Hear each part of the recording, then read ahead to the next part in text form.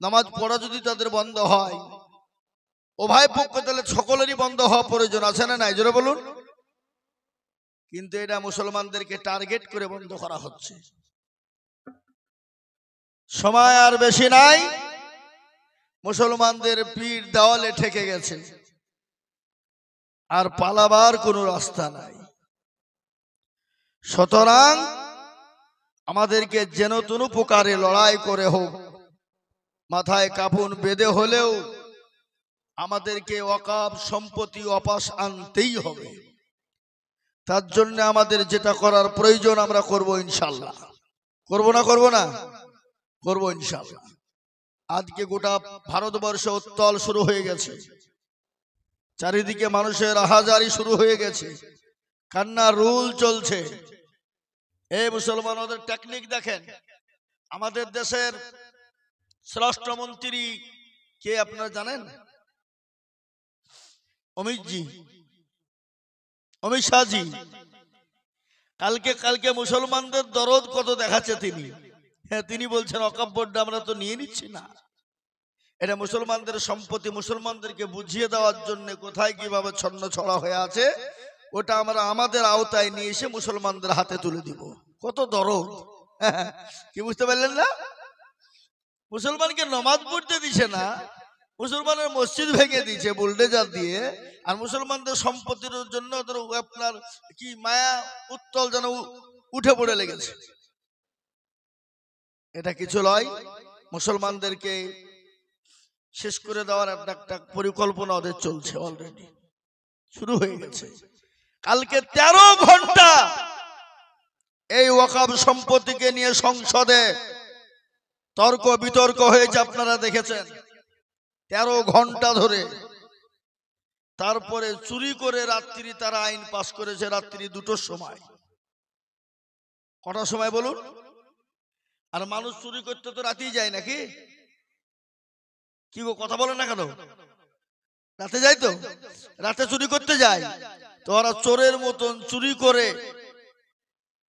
ওয়াকফ বোর্ডের আইনকে তারা পাশ করলো গত রাত্রি। দেখেন এদের কত বড় একটা চক্রান্ত। আজকে আমি আপনাদেরকে বলে দিই, পরপর 2টো আইন হলো। 1 নম্বর হলো ওয়াকফ সম্পত্তি মুসলমানদের কাছ থেকে কেড়ে নিল, আর এই ওয়াকফ সম্পত্তিটা যেন ধামাচাপা পড়ে যায় তার জন্য সঙ্গে সঙ্গে তার পরাধীন 26,000 শিক্ষার্থীকে বাদ দিল সুপ্রিম কোর্ট। মানে মানুষ ভারতবর্ষের এই ইটালি আন্দোলন করবে শিক্ষার ব্যাপারটা নিয়ে, চাকরিকে নিয়ে, তাহলে ওই ওয়াকফ বোর্ডটা ঢাকা পড়ে যাবে। ওনারা কোন ব্রেনে এটাকে ঘটাতে, বুঝতে পেরেছেন না পারেননি? আল্লাহ জিনিস আল্লাহ হেফাজত করবে বলুন ইনশাআল্লাহ। আমি একটা কথা আপনাদেরকে বলে যাই, তারা তাদের ক্ষমতার বলে, তারা তাদের পাওয়ারের বলে এটা করেছে, কিন্তু আল্লাহ তিনি আছেন না নান? কথা বলেন না কেন? আছেন না নান? তিনার পাওয়ার নাই বুঝি নাকি? ফেরাউন, নমরুদ, আবু জেহেল, আবু লাহাব, উতবা, সাইবা, মুগীরা ইসলামের ঘোর শত্রু ছিল তারা। আল্লাহ তাদেরকে তলিয়ে দিয়েছে না দেয়নি? তাদের নাম নিশানা মিটিয়ে দিয়েছে না দেয়নি? আজকে ওই ওয়াকফ সম্পত্তি হলো আল্লাহকে ওয়াকফ করে দেওয়া হয়েছে। আল্লাহর নামে 200, 400, 600 বছর আগের জমি আল্লাহর নামে ওয়াকফ করা হয়েছে। মসজিদ, মাদ্রাসা, মারকাজ, খানকাতে আল্লাহর দ্বীনের হেফাজত আল্লাহ করবেই বলুন ইনশাআল্লাহ। আমরা তাই বলে বসে থাকবো, শুয়ে থাকবো? এ বাবা, আল্লাহ খেতে দিবে বলে আমি লুক করে বসে বসে আল্লাহ খাবার দাও করে বলতে গেলে দিবে? আল্লাহ বলছে তুমি বেরিয়ে পড়ো, আমি দেব। বুঝতে পারেননি? আপনি যদি বলেন দেখি আল্লাহ কি করে আগুনে হাত পুড়াই, আপনি আল্লাহর বান্দা বুজুর্গ, আল্লাহ আগুনে হাত পুড়লে পুড়বে না, আপনি হাত ভরিয়ে দিলেন, পুড়বে না? কি কথা বলেন না কেন? আল্লাহ ইচ্ছা করলে হেফাজত করতে পারে না? হযরত ইব্রাহিম আলাইহিস সালামকে নমরুদ আগুনে ফেলে দিলেন, কোরআন আছে কুনি বারদাও সালামান আলা আলী ইব্রাহিম, আছে না কোরআন আয়াত? আল্লাহ বললেন হে আগুন খবরদার আমার ইব্রাহিমের একটা পশম জানে না পড়ে, একটা পশম জানে না পড়ে। ফুল বাগানের বাগিচার মতো তিনি বসে আছেন। আলহামদুলিল্লাহ বলুন। সেই মুসলমান আমরা। এ বাবা, তেলের গাড়ি তেলে চলে, হাওয়ার গাড়ি হাওয়াই চলে। বিনা তেলে চালাই গাড়ি নবী সুলাইমান। আমরা সেই মুসলমান। কি বুঝতে পারলেন না? কি বুঝতে পারলেন না? পারলেন না? তেলের গাড়ি তেলে চলে, হাওয়ার গাড়ি হাওয়ায় চলে।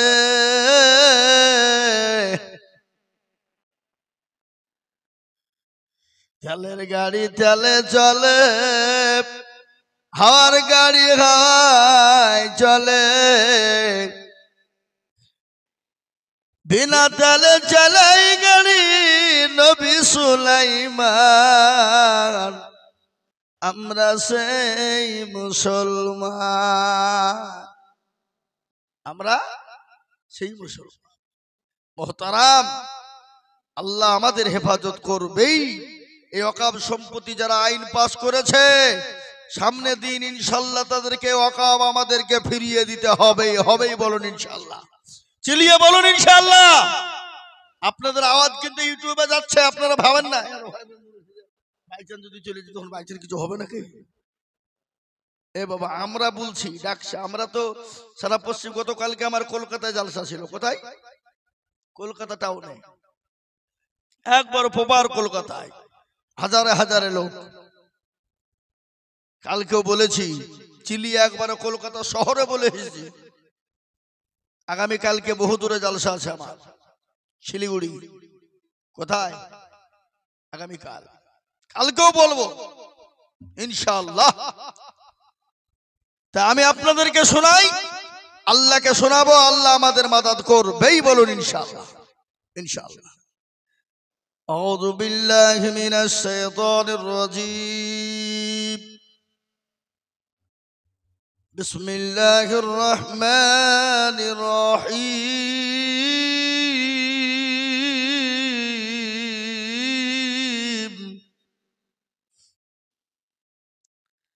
আলহামদুলিল্লাহি রাব্বিল আলামিন আর রহমানির রহিম মালিকি ইয়াউমিদ্দিন।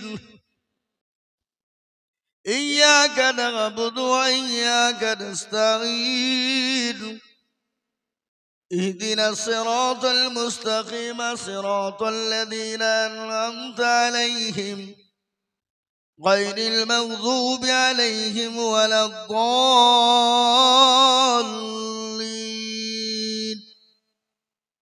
صدق الله العظيم।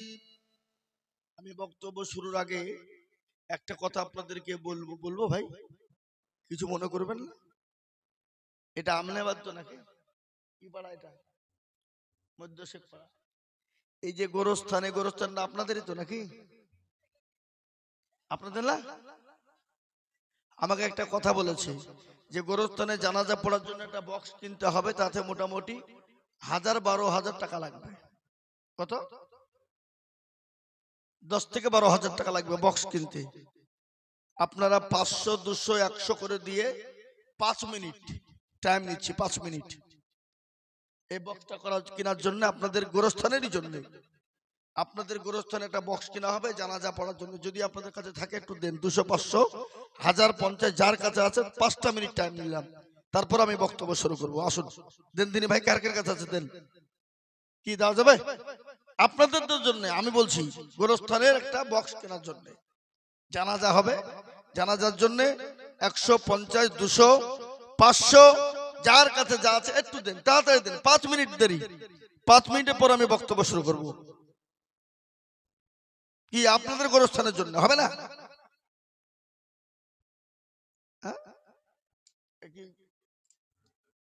আপনারা মানা করছেন নাকি করতে?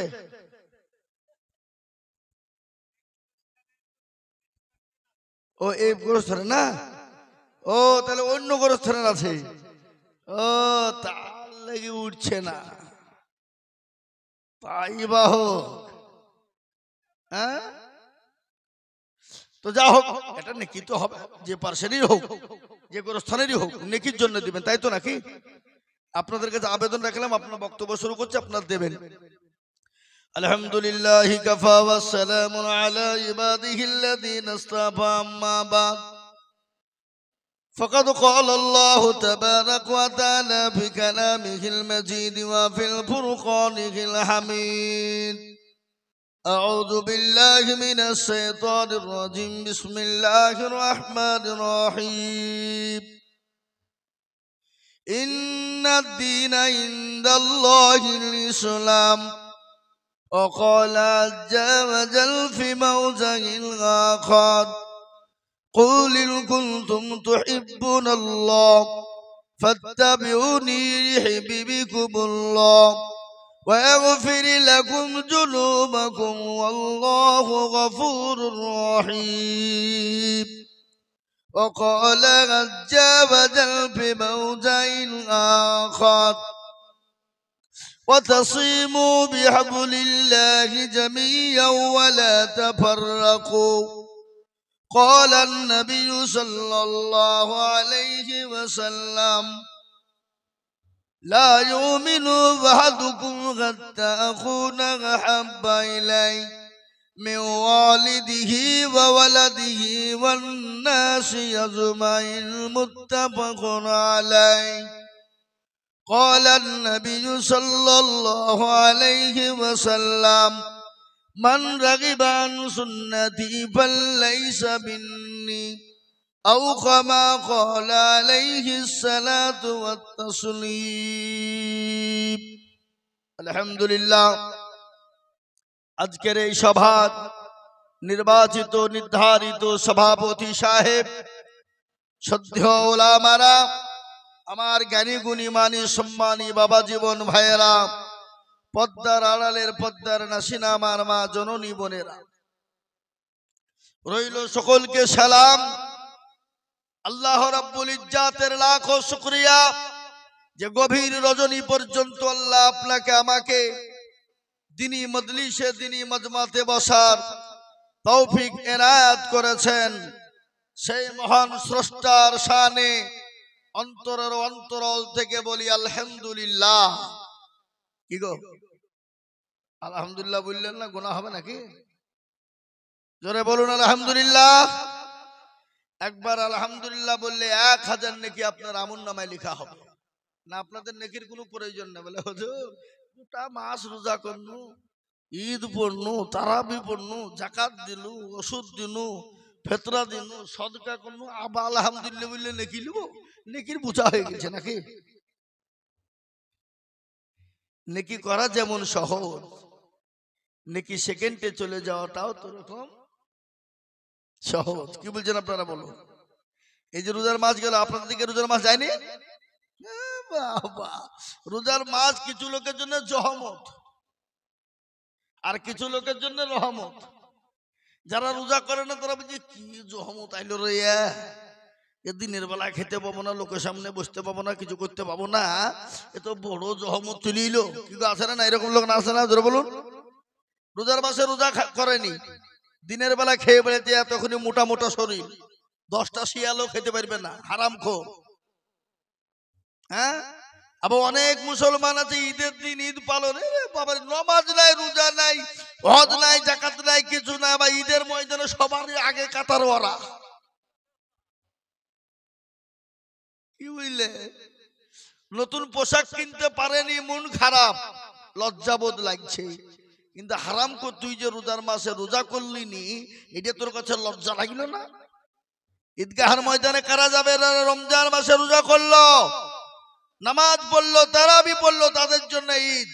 যারা রোজা করেনি, নামাজ পড়েনি, দান খায়রাত করেনি ঈদগাহের ময়দানে, তাদের জন্য নয়, তাদের জন্য ঈদগাহ ময়দানে যাওয়া নিষেধ। আপনি এখন দেশের মোড়ল যদি বলে খবরদার তুই নামাজ রোজা করিস না, যাবি না, তো আপনার ঠুটনি উড়িয়ে দিবে। দিবে না? দিবে না? কথা বলে না, তুই আমাকে বলা কেন? তোর মোড়লের গোষ্ঠী বেশি দেয়, বলবে না? বলবে না? কথা বলেন না কেন? ঠুটনি উড়িয়ে দিবে। হ্যাঁ, বললে হবে না।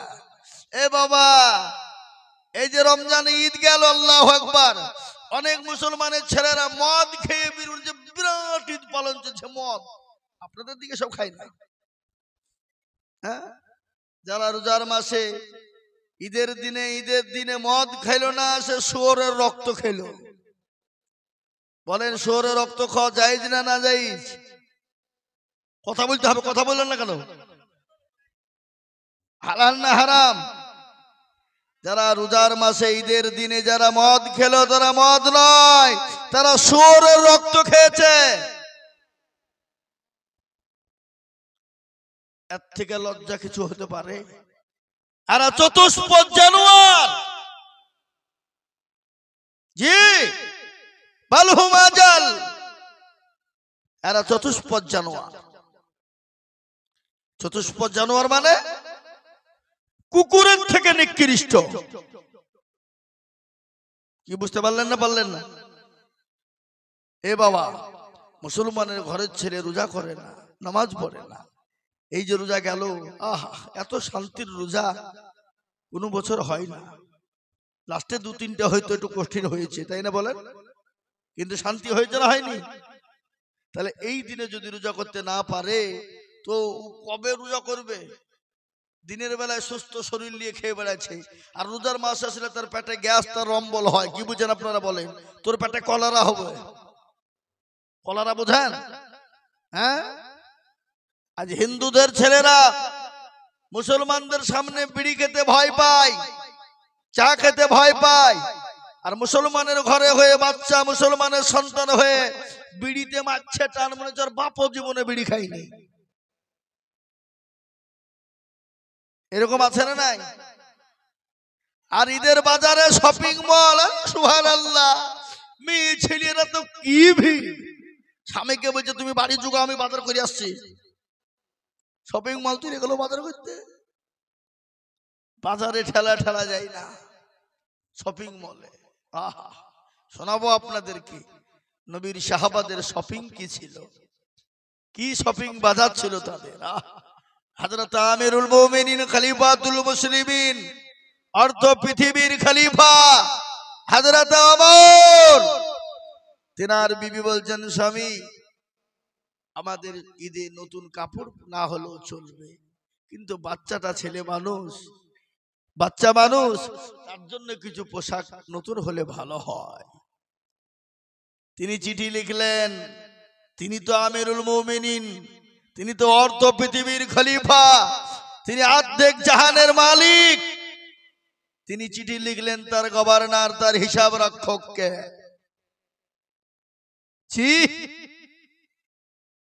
চিঠিতে লিখলেন বলে, গো আমার সাহাবা, নবীর সাহাবা, আমাকে কি 1 মাসের জন্য অগ্রিম কোনো বেতন দেওয়া যাবে? সেই নবীর সাহাবা যিনি হিসাবের রক্ষক ছিলেন, তার চোখ দিয়ে ঝরঝর ঝরঝর করে পানি ঝরে গেল। যিনি আমিরুল মুমিনিন খলিফাতুল মুসলিমিন, যিনি অর্ধ পৃথিবীর খলিফা, তিনি আজকে অগ্রিম আমার কাছে 1 মাসের বেতন চাই। সাহাবা তিনি চিঠির উত্তরে লিখে দিয়ে বললেন, ও আমিরুল মুমিনিন খলিফাতুল মুসলিমিন, আপনি আমার কাছে 1 মাসের অগ্রিম চিঠি লিখে পাঠিয়েছেন, আপনি বেতন নেবেন। আপনি চিঠিতে লিখে দেন আপনি সামনে 1 মাস আগে বেঁচে থাকবেন কিনা, আপনি বেঁচে থাকবেন কিনা আপনি গ্যারান্টি দিয়ে লিখে দেন। আপনি যদি 1 মাস সামনে বেঁচে থাকেন, আমি আপনাকে 1 মাস অগ্রিম বেতন দিয়ে দিব। ও আমিরুল মুমিনিন খলিফাতুল মুসলিমিন, আপনি অর্ধ পৃথিবীর খলিফা, আপনাকে যে মসনদে রাখা হয়েছে, আপনাকে খলিফা হিসাবে রেখেছে জনগণ, আপনাকে আগামী 1 মাস আপনাকে জনগণ খলিফা হিসাবে রাখবে, কি গ্যারান্টি আছে? আপনি 1 মাস কিরকম করে আপনি অগ্রিম বেতন চান? চিঠিখানা চলে এলো হযরত আমিরুল মুমিনিন খলিফাতুল মুসলিমিন, অর্ধ পৃথিবীর খলিফা চোখ দিয়ে অঝর নইলে ঝরঝর করে পানি ঝরে যায়। বিবি বলেন, স্বামী গো, আপনার চোখে কেন পানি, কান্না করেন কেন? বলে, বিবি রে,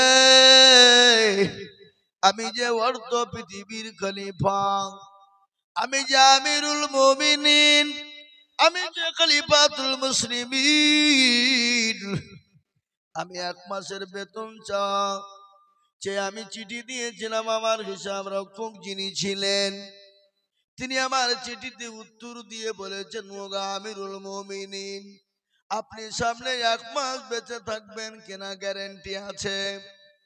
জনগণ আপনাকে খলিফা হিসাবে রাখবে কিনা এই গ্যারান্টি যদি আপনি দিতে পারেন, আমি আপনাকে সামনের 1 মাস আমি আপনার জন্য বেতনকে নির্ধারিত করে দেব। কি তাদের শপিং!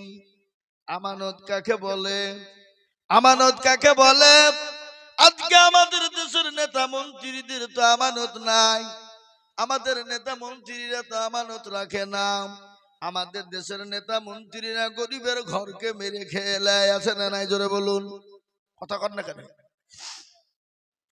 আমাদের দেশের নেতারা গরিবের মাল আপনার সরকার ঘর দেয়, তাদের কাছে কাটমানি চাই, বলে টাকা দাও নাইলে ঘর হবে না। গরিবের মালকে লুটপাট করে খেয়ে নেয়। এটা তো হলো আমাদের দেশের আর একটা আইন। দেখেন, আমাদের দেশের নেতা মন্ত্রীরা ক্ষমতা পেয়ে তারা মনে মনে করছে আমরা বহুত কিছু হয়ে গেছি, কিন্তু জনগণের উদ্যোগে কেউ নাই। জনগণ যদি মনে করে নেতা রাখবো না, ওই নেতার বাপেরও ক্ষমতা নাই, মসনদে থাকতে পারে। ঠিক না? যারা বলুন, কথা বলেন না কেন? আজকে বলেন মসনদে বসে ক্ষমতা পেয়ে আজকে তারা ওয়াকফ বিলটাকে মুসলমানদের কাছ থেকে কেড়ে নিতে চায়, জমি কেড়ে নিতে চায়, মুসলমানদের মসজিদ মাদ্রাসা মারকাজ খানকাকে বন্ধ করে দিতে চায়। কিন্তু আপনারা জানেন, ওয়াকফ সম্পত্তি যদি মুসলমানদের কাছ থেকে চলে যায়, আপনি আপনার আগামীকাল যদি আপনার বাপ মারা যায়, মা মারা যায়, আপনার মাটি কবর খুঁড়ে মাটি দেওয়ার মতন সমর্থ ক্ষমতা নাই। আপনাকে চিঠি লিখতে হবে ডোমকুল থানায়, ডোমকুল থেকে বহরমপুর, বহরমপুর থেকে কলকাতা হাইকোর্টে যাবে, হাইকোর্ট থেকে দিল্লি সুপ্রিম কোর্টে যাবে।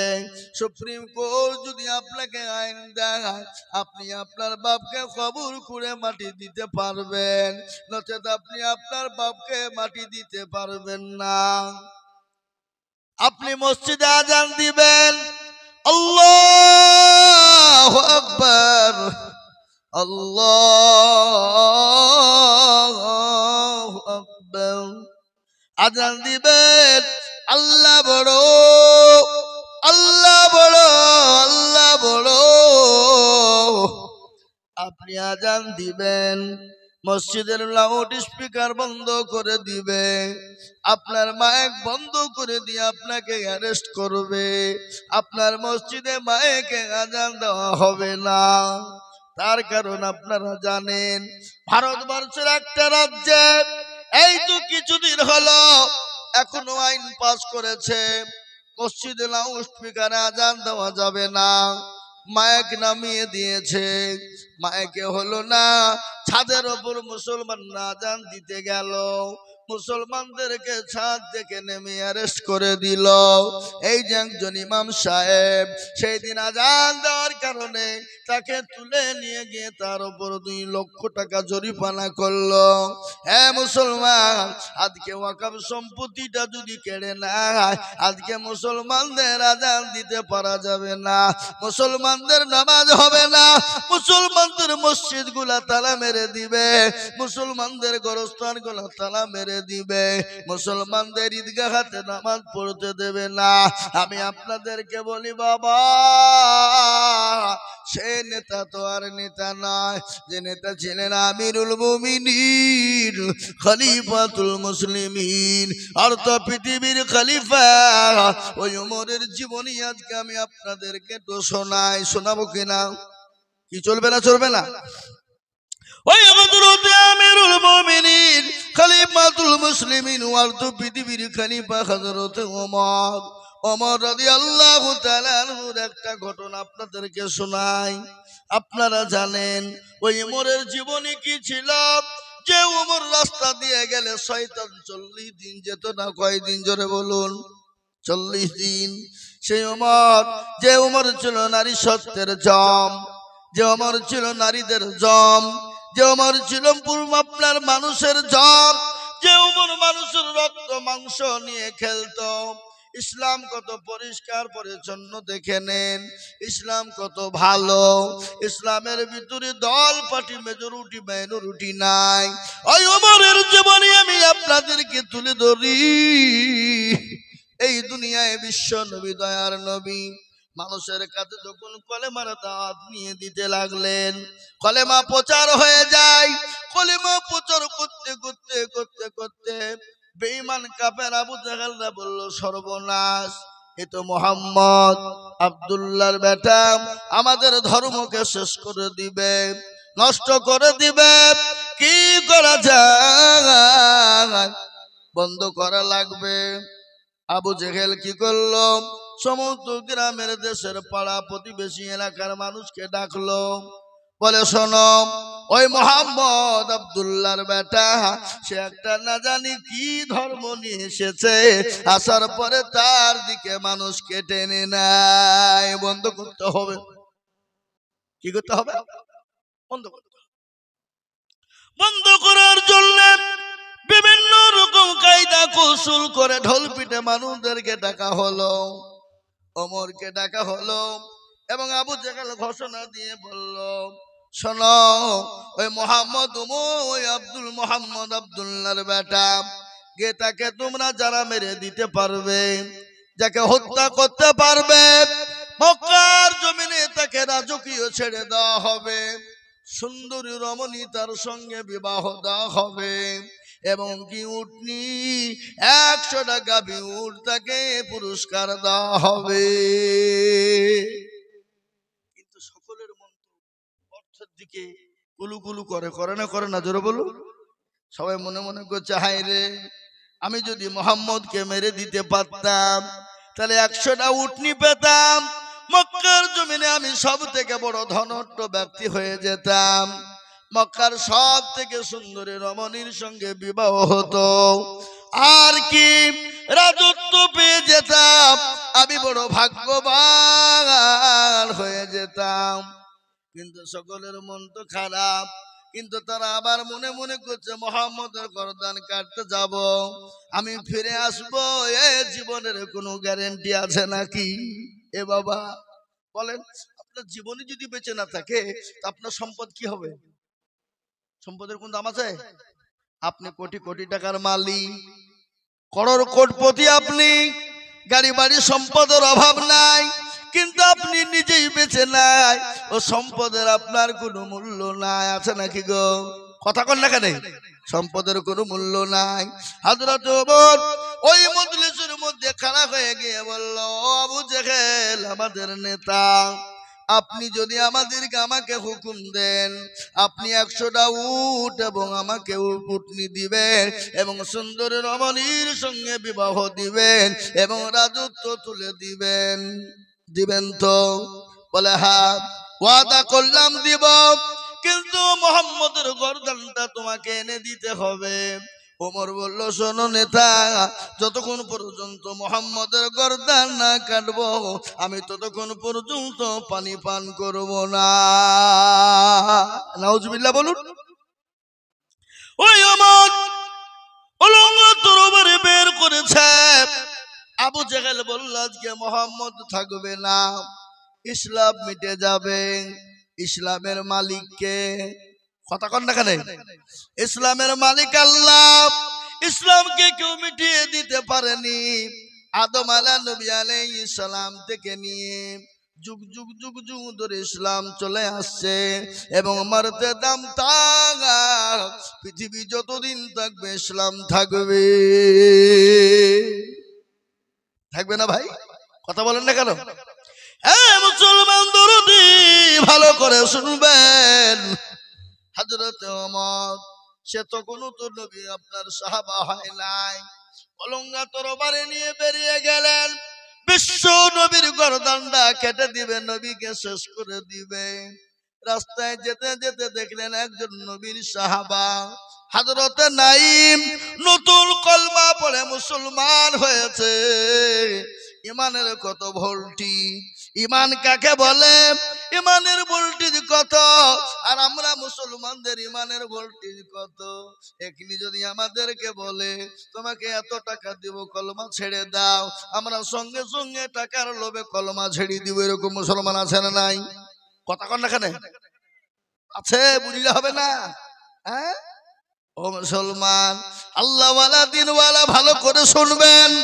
হযরত নাঈম ওমরকে ডেকে বলে, ওমর তুমি অলঙ্গা তরবারি নিয়ে কোথায় যাও, কোন জায়গায় যাবা? বলে আমি যেখানে মন সেখানে যাই, তুই যা। বলে না, একটু বলো। বলে ওই মোহাম্মদ আব্দুল্লাহর বেটা, সে নাকি একটা নতুন ধর্ম এনেছে, আমাদের বাপ দাদার ধর্মকে নষ্ট করে দেয়।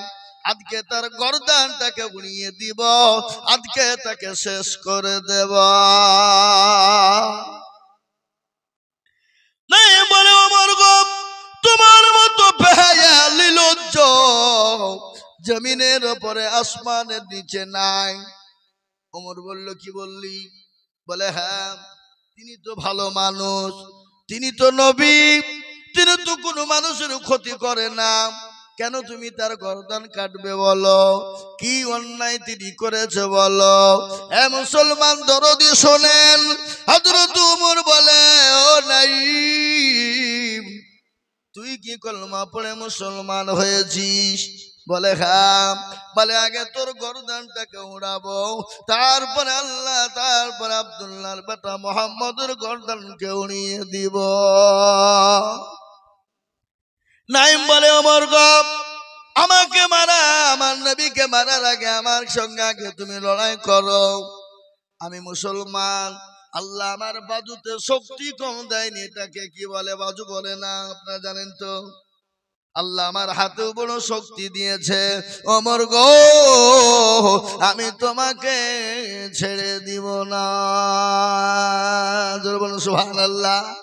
নতুন ইমানদার, কলমা পড়ে মুসলমান সবে মাত্র হয়েছে।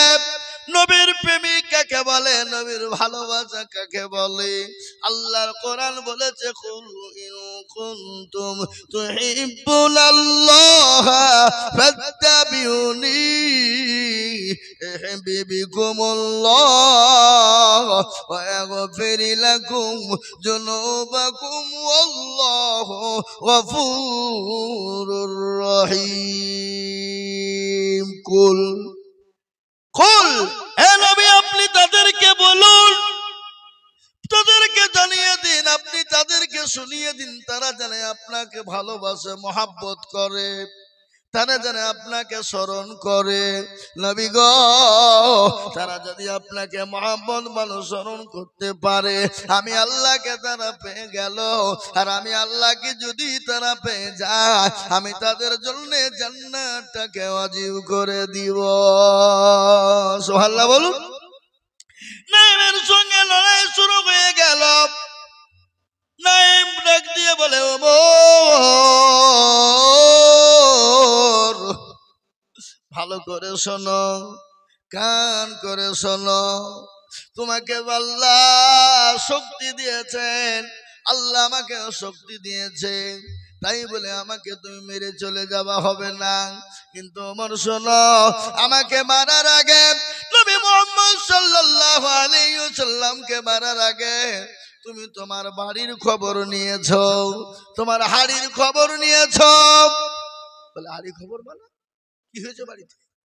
বলে তুমি কি জানো না, তোমার ভগ্নিপতি শাহিদ, তোমার বোন ফাতেমা, তারা কলমা পড়ে মুসলমান হয়ে গেছে। সুবহানাল্লাহ বলুন। বলো কি? বলে হ্যাঁ। মিথ্যা কথা বলে নবীর সাহাবা কখনো মিথ্যা কথা বলে না। খোঁজটা তুমি নিয়ে দেখো। হযরত ওমর তিনি বাড়িতে গেলেন, বাড়ির কাছে গুনগুন গুনগুন শব্দ দরজার কাছ থেকে শোনা যায়। কি জানে বাড়ির ভিতরে গুনগুন গুনগুন শব্দ হয়। কিন্তু হযরত সাইদ এবং ওমরের বোনকে কোরআনে কারিমা শিক্ষা দিচ্ছিলেন যিনি, তিনি হলেন নবীর সাহাবা হযরত খাব্বাব রাদিয়াল্লাহু তাআলা আনহু।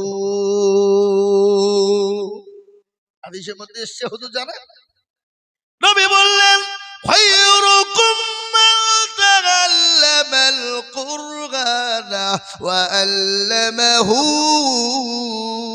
যারা কোরআন শিখে অপরকে শিক্ষা দেয় পৃথিবীর জমিনে তারা সব থেকে উত্তম ব্যক্তি, তারা সব থেকে দামি ব্যক্তি। ও মুসলমান, হযরত ওমরের গর্জন পেয়ে গেল, খাব্বাব ঘরের ভিতরে ঢুকে গেল। হযরত ওমরের ভগ্নিপতি নাকি বলেন দোলা ভাই, হ্যাঁ এ মুসলমান ও দরদি, দরজার কাছে যখন গেল, দরজা লাথি মেরেছে, দরজা খুলে গেল। সাইদের কলার কাটা চেপে ধরেছে, বলে সাইদ গো, তোমরা নাকি আমাদের জানের দুশমন, আমাদের বাপ দাদার ধর্ম নষ্ট করে দেয়। ও মুহাম্মদ, তার ধর্মকে তোমরা পালন করেছো, কেন পালন করলে? কেন কলমা পড়ে মুসলমান হলে মুছো? বলে কখনোই মুছবো না। বেদম পেটুরি শুরু হয়ে গেল, একের পর এক মার শুরু হয়ে গেল। বিবি আর সহ্য করতে পারে না, স্বামীর গায়ে মার পড়বে, বিবি দাঁড়িয়ে থাকতে পারে না। পারে গো, জোরে বলুন পারে? পারবে না। দৌড়তে দৌড়তে বিবি স্বামীর গায়ের ওপর পড়ে গেল, বিবির উপরে মার শুরু হয়ে গেল। হযরত ওমরের বোন চুলকানা, ওমরের বোনের চুলকানা ওমর ধরে গালের ওপর দুটো থাপ্পড় দিল, মুখ পেটে রক্ত ঝরঝর করে ঝরে যায়। ওমর ডাক দিয়ে ওমরের বোন বলে, ভাই তুমি যদি আমাকে মেরে মেরে মেরে মেরে শেষ করে দাও, এ কলমা পড়ি যে মজা পেয়েছি, পৃথিবীর জমিনে এত শান্তি আর কিছুতে পাই নাই। সুবহানাল্লাহ বলুন, জোরে জোরে সুবহানাল্লাহ বলুন। কলমার মধ্যে কত মহব্বত আমি আপনাদেরকে শোনাই। একজন নবীর সাহাবা হযরত সালমান ফারিস, কি নাম জোরে বলুন? হযরত সালমান ফারিস, তিনি নবীর একজন সাহাবা। তিনি তো দুনিয়ার জমিনে সাহাবাদের ভিতরে বেশি দিন বেঁচে ছিলেন। তিনি 250 বছর দুনিয়ার জমিনে বেঁচে ছিলেন। 80 বছর তিনি মূর্তি পূজা করেছেন। ক বছর? কথা বলেন না কেন? 80 বছর। 80 বছর তিনি মূর্তি পূজা করলেন। সে ধর্ম কিন্তু তাকে ভালো লাগে না, ধর্ম ভালো লাগে না, মন চাই না। তিনি চলে গেলেন খ্রিস্টান ধর্মে। খ্রিস্টান ধর্ম তিনি পালন করলেন 50 বছর। তাহলে 80 আর 50 কত হয়? 130। আপনারা রাগ করছেন নাকি? আপনাদেরকে জিজ্ঞাসা করছি বুঝলি, রাগ নাই তো? মনে মনে করছেন যে এত মৌলবি বক্তব্য করলো, কেউ কিছু বললো না রে, কোন মৌলবিকে তুলি নিয়ে এলি রে, আমাদেরকে বিরক্ত করছে। এ বাবা, কিছু বলতে গেলে তো কিছু শুনতে হবে, হবেন না কিনা জোরে বলুন? কিছু বলতে গেলে শুনতে হবে কিনা? কোন ছেলে যদি কোনো মেয়েকে বলে আমি কি ভালোবাসি গো তোমাকে, তোমার নাকি জান দিয়ে দিব, মেয়েটাকে ছেলেটা বললো, মেয়েটা চুপ করে থাকলো, ভালোবাসা হবে নাকি? মেয়েটা তো বলবে আমিও তোমাকে ভালোবাসি, তবে তো প্রেম জমবে নাকি? এ বাবা, আমি এক পর থেকে বলবার আপনারা চুপ করে শুনবেন, কোনো কাজ হবে? আপনারা একটু হা করবেন। এখন গভীর রজনী, এ রাত্রিতে আল্লাহ দরবারে দোয়া কবুল হবে ইনশাআল্লাহ। বলুন কবুল হবে। হযরত সালমান ফারিস তিনি 120 বছর তিনি অন্য ধর্ম পালন করলেন, ভালো লাগে না। তিনি বললেন আমাকে সন্তান করতে হবে। সব থেকে ভালো ধর্ম কোনটা? যে ধর্মটা পালন করলে শান্তি পাওয়া যাবে, যে জিনিসটা পড়লে শান্তি পাওয়া যাবে। খ্রিস্টানের কাছে গেলেন, খ্রিস্টানের পাদ্রী ডাক দিয়ে বলেন, সালমান তুমি তো ভালো মানুষ, তুমি তো ভদ্র মানুষ, আমি তোমাকে বলি, তুমি 80 বছর মূর্তি পূজা করেছ, আর 50 বছর ধরে তুমি খ্রিস্টানদের পাদ্রী সঙ্গে থেকে তুমি খ্রিস্টানি ধর্ম পালন করেছো, শান্তি পাও নাই? বলে না। তাহলে আমি তোমাকে একটা কথা বলে শোনো, কিন্তু কোনোদিন কাউকে তুমি বলবা না। যদি কাউকে তুমি বলে দাও, আমাকে হত্যা করে ফেলবে, মেরে দিবে। বলে পৃথিবীর জমিনে এমন একজন মানুষের আবির্ভাব হবে, এমন একজন নবীর আবির্ভাব হবে, তিনি হলেন ইসলাম দরদি নবী, তিনি হলেন কলমাওয়ালা নবী। তিনার কলমা লা ইলাহা ইল্লাল্লাহ মুহাম্মাদুর রাসূলুল্লাহ পড়বে, তোমার দিল ঠান্ডা হয়ে যাবে। সেটা হলো সত্য ধর্ম। কিন্তু সলমান কোনোদিন কোনো কাউকে বলবা না। আমি তোমাকে বলেছি, এটা কেউ যদি জেনে ফেলে তাহলে আমাকে হত্যা করে ফেলবে, আমাকে মেরে ফেলবে।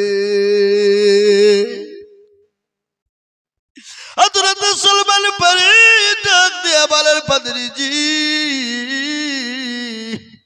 আমি কোথায় পাবো সে ধর্ম, কোথায় পাবো সেই মানুষটিকে, কোথায় পাবো সেই নবীকে, কোথায় পাবো? বলে সেই দেশে, যে দেশে বেশি খেজুরের গাছ হয়, যে দেশে বেশি খেজুর হয়, সেই দেশে তোমরা সেই মানুষটিকে পাবে। সেই মানুষটির নাম হলো মুহাম্মাদুর রাসূলুল্লাহ। সকলে বলুন সাল্লাল্লাহু আলাইহি ওয়াসাল্লাম। কিন্তু শোনো, তিনি যে নবী তুমি কি করে চিনবা? চিনার উপায় কি তুমি জানো? বলে কি? বলে তুমি তিনটে জিনিস লক্ষ্য করবা। 1 নম্বর, তুমি তার জন্য কিছু সদকা নিয়ে যাবা। সদকা বুঝেন না? এই কথা বলেন না কেন? সদকা। আর নবী বলেছেন সাদাকু তারাদুল বালা, সদকা করলে বালা দূর হয়ে যায়। সুবহানাল্লাহ। বলে সদকা নিবা, কিন্তু সে তো সদকা গ্রহণ করবে না। তিনি যদি নবী হয়, তিনি সদকা নিবে না, সদকা তিনি নিবেন না, সদকা গ্রহণ করবে না। আজকে শুনলেন আমাদের ঈদগা, আমাদের জুম্মায়, মসজিদ গুলানে সদকা যায় না? সদকার মাল, সদকার মাল মসজিদে যায়। আর আমাদের দেশের জাকাত পার্টিওয়ালারা সদকার মাল খাওয়ার জন্য মসজিদে মারামারি করে। আপনাদের দেশে সব নাই?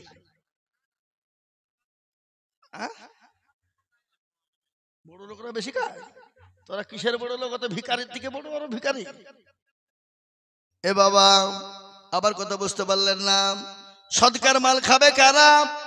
ফকির মিসকিন যারা, দরিদ্র গরিব যারা, বাচ্চা ছেলে মেয়েরা এবং মুসাফির হবে যারা, তারা ওই সদকার মাল খেতে পাবে। কিন্তু আপনি বড় লোক, পয়সাওয়ালা, গাড়িওয়ালা হলে আপনি কখনোই সদকার মাল খেতে পাবেন না। আর সদকার মাল খেলে দিল মুর্দা হয়ে যাবে। তার জন্য আমাদের দেশের বড় বড় লোকেরা, ধনী ব্যক্তিরা মসজিদ সদকার মাল খাওয়ার জন্য তাদের আজকে দিল মুর্দা হয়ে গেছে। এর জন্য আল্লাহর কথা তাদের করণে কহরে ঢুকে না।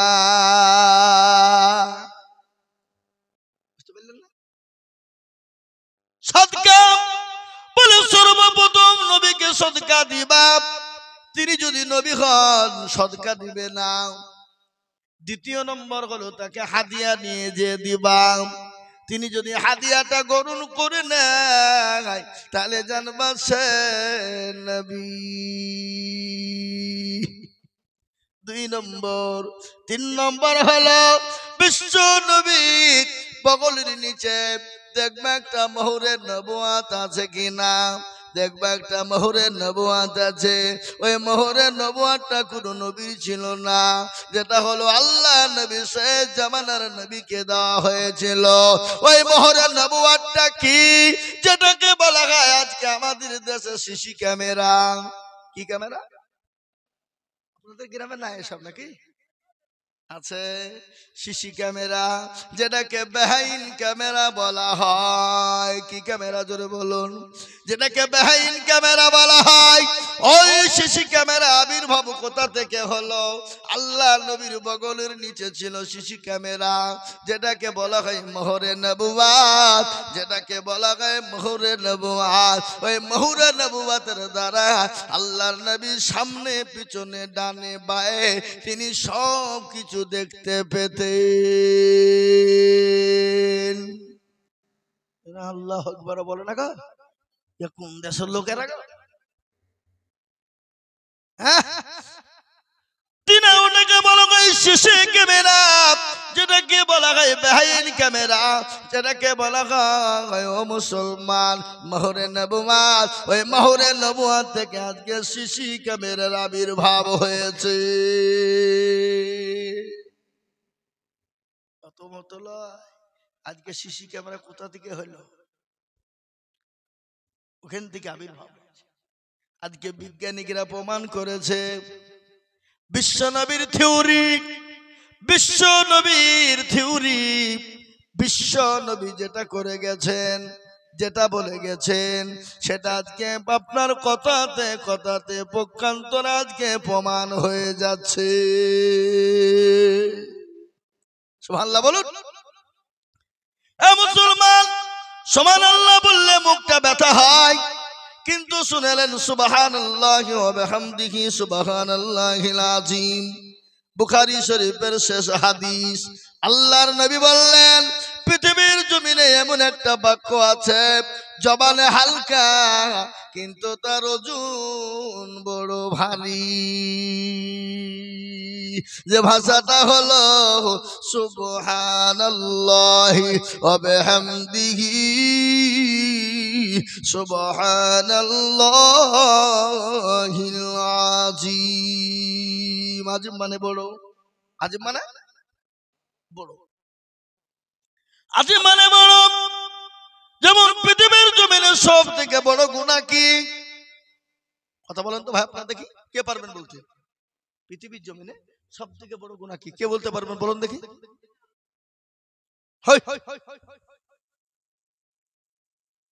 সব থেকে বড় গুনাহ হলো শিরক। কিসের? শিরকের গুনাহ। কুরআন বলেছে শিরকা লাযুলমুল আযীম। আল্লাহু আকবার। সব থেকে বড় গুনাহ হলো শিরকের গুনাহ। আযীম মানে বড়, জুলুম মানে জুলুম করা, অত্যাচার করা। যারা আল্লাহর সঙ্গে শিরিক করবে, আল্লাহর সঙ্গে পাল্লা দিবে, আল্লাহ কাল কিয়ামতের দিন তাকে জাহান্নামে দেবে। শিরিক কাকে বলে একটু বলি, না বলবো না? শিরিক কাকে বলে শুনালেন? মনে হয় আপনাদের দেশে নাই। 8-10 বছর বিয়ে হয়ে গেল, কি বললো? ঠিক যাবো, আমাদের ঠিক ব্রেন আছে, কত কায়দা লয়, এমনি বক্তা লয়, ঠিক সাইজ আছে আমাদের, ঠিক লাইনে ঠিক ঢুকি দেবো। কি কেরালা থেকে কলকাতা কোন লাইন দিয়ে ঢুকতে হয়, যিনি রেল লাইনে ড্রাইভার সে জানে কোন দিক দিয়ে ঢুকতে হবে। ও কলকাতাতে ঢুকবে, ঘুরিয়ে কিন্তু ব্যাঙ্গালোর যাবে না। নাকি বলছেন আপনারা বলুন? আপনারা মনে করছেন যে হারে কলকাতার টিকিট কাটনো সাঁতরাগাছি হাওড়া, কিন্তু ব্যাঙ্গালোর ঢুকছে কেন ট্রেন? কিন্তু ড্রাইভার ঠিক দিকেই ঢুকাবে, কিন্তু যারা ড্রাইভার হয় তারা ঠিক দিকেই যাবে। কিন্তু শুনেন, আমরা যেদিকেই যাই আমাদের নেটওয়ার্ক তো বেশি, নেটওয়ার্ক আমাদের বেশি। Voda, Hutch, Docomo, Airtel, Tata, Aircel, BSNL নাকি গো, হ্যাঁ কত নেবেন? বিভিন্ন রকমের টাওয়ার আমাদের ব্রেনে, কিন্তু এক জায়গাতে গিয়ে কিন্তু দাঁড়াবে, ঠিক না বেটি জোরে বলুন? কিন্তু আপনি ভোদাতে লাগিয়েছেন, আর যদি মনে করেন জিওতে চালাবো চলবে, কিন্তু আমরা ঠিক লাইনে চালাচ্ছি। জিও চলছে এখন, জিওর লাইনে যে ঠিক জিওতে ভিড়াবো, চিন্তা নাই। মনে মনে করছে হুজুর আবার কোন লাইনে চলে গেল রে। আমি ঠিক সাইজে ভরিয়ে দেবো, টেনশন আপনাদেরকে করতে হবে না, টেনশন তো আমার নাকি বুঝেন আপনারা বলুন। একটু জিকির করুন তো গভীরাতে লা ইলাহা জোরে।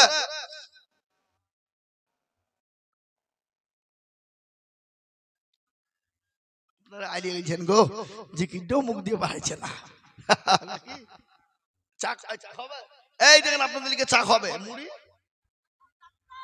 মুড়ি ঝালপাড়া পেঁয়াজি দাও, এত রাত্রে খাই। হ্যাঁ, লাল চা না দুধ চা? লাল চা কিনে দেশের লোক গাই পোষে না, ও দুধ চা দিবে কেন, ওরা 50 টাকা লিটার কিনে বেচবে। হ্যাঁ, এই যে ঈদে গেল 80 টাকা কেজি পর্যন্ত বিক্রি করেছে। হ্যাঁ, 60 টাকা। আমি আজকে বাড়িতে আমাকে ফোন করে বলছে, হ্যাঁ গো তুমি ঈদের দিন লাচা লিহি দিলি, তো লাচাটা ভিজাবো কি দি? হ্যাঁ, পানি দিয়ে লাচা খাওয়া হয়? যাও বাজারে যাও, বোতল লাও, 2 লিটার দুধ কিনে লিছ। আমি যেহেতু ভারী ঝামেলা ভেজে দিল আমাকে, লাই ওসব পারবো না, আমি খাইলে খাও না থাকি।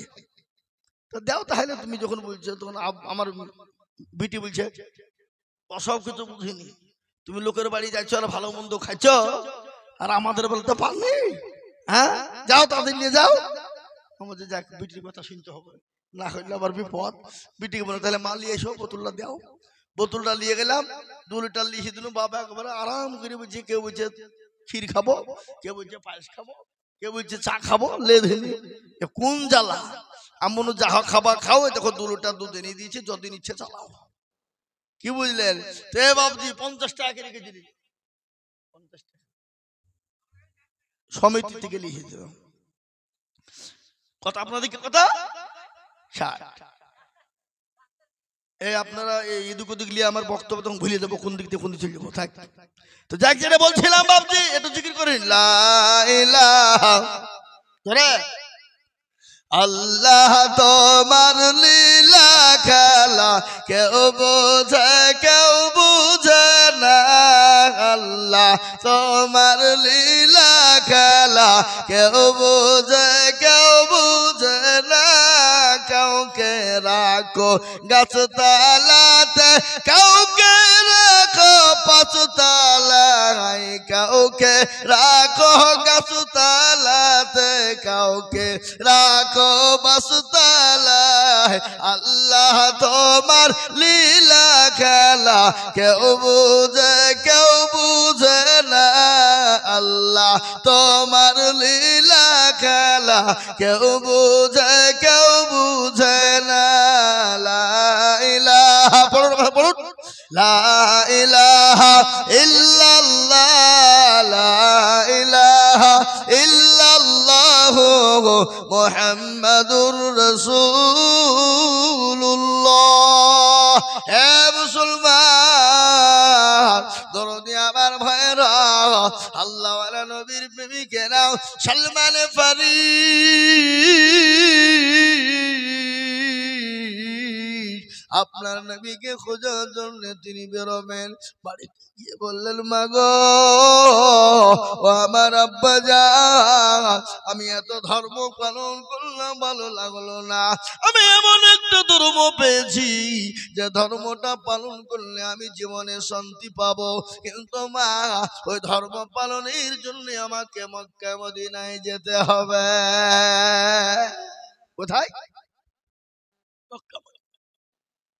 মা বলে, বেটা রে আমাদের তো দ্বিতীয় কোনো সন্তান নাই, দ্বিতীয় কোনো ছেলে নাই।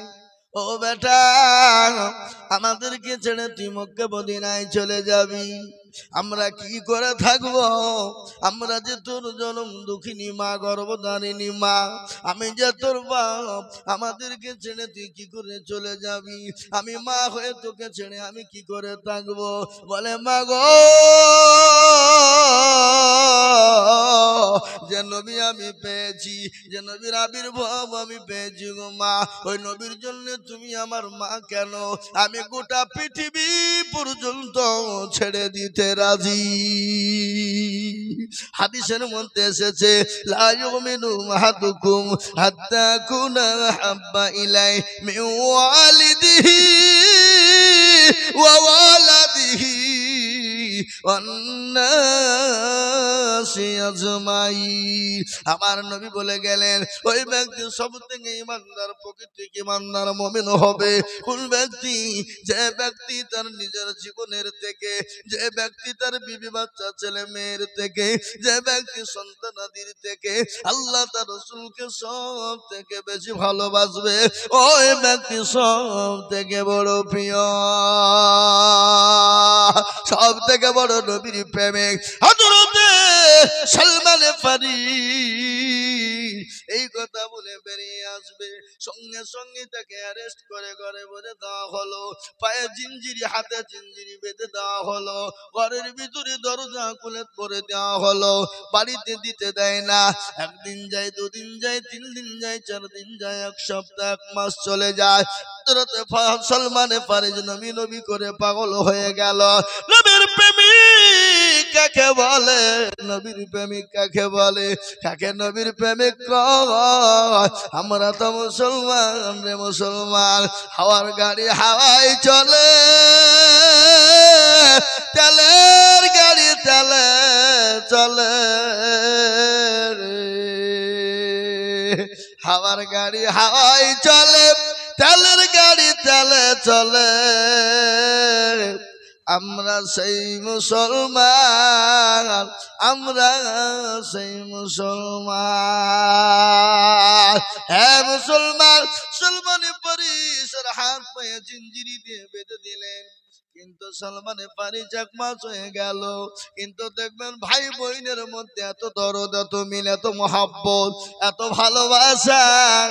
ভাই হয়ে বোনকে জমি দেয় না, ভাই হয়ে বোনের জমি মেরে দেয়। আচ্ছা নাই কথা বলেন না কেন? ভাই হয়ে জমি বোনকে জমি দেয় না, ভাই হয়ে জমিকে বাপ মার কাছ থেকে ভুগিয়ে লিখে নেয়, বোনকে ফাঁকি দেয়, ভাইকে ফাঁকি দেয়। ও মুসলমান ঠিক রাখো ঈমান, ইসলামের বাতি ডুবায় না, ইসলামের বাতি ডুবিয়ে দিলে হবে না। এই তাড়াতাড়ি করো, তাড়াতাড়ি করো, দেরি করে আমি একটু দম লিখলি। সাদা আমি চাখাও না। হ্যাঁ এ মুসলমান ভাইরা আমার, বাবা জীবনেরা, আল্লাহ পানি পানি পানি, আমি কিন্তু বেশি বলবো না।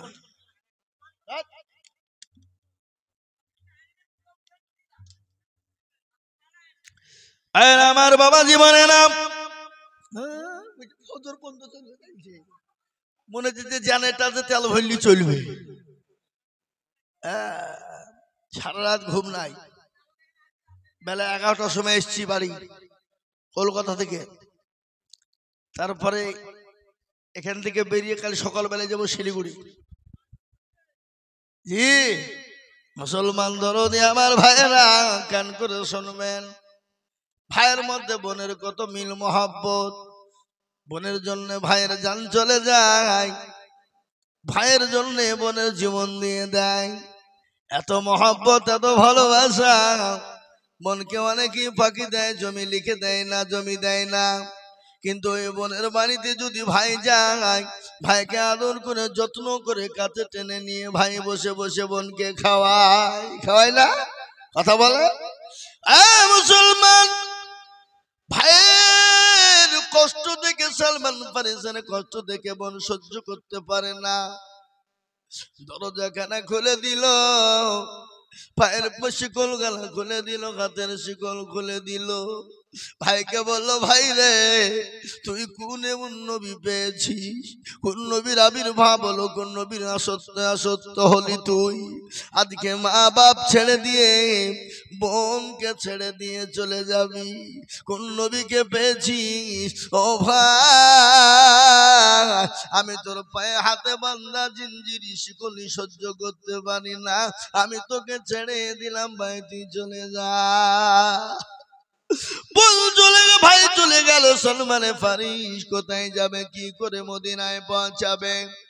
কিন্তু ওই কাফেলার দল নিয়ে সিরি ব্যবসায় গিয়েছিল বাবা, দামেস্কে ব্যবসা গিয়েছিল সিরিয়ায়, সিরিয়ার দামেস্কে ব্যবসায় গিয়েছিল মদিনার মানুষ। মদিনার মানুষের কাছে আপনাকে তুলে দেওয়া হলো হযরতে সালমানে ফারিসকে তুলে দেওয়া হলো। সালমানে ফারিসকে মদিনার মানুষের হাতে তুলে দেওয়া হলো। সালমানে ফারিস বলল, তোমাদের বাড়ি কোথায়? বলে আমাদের বাড়ি তো মদিনা।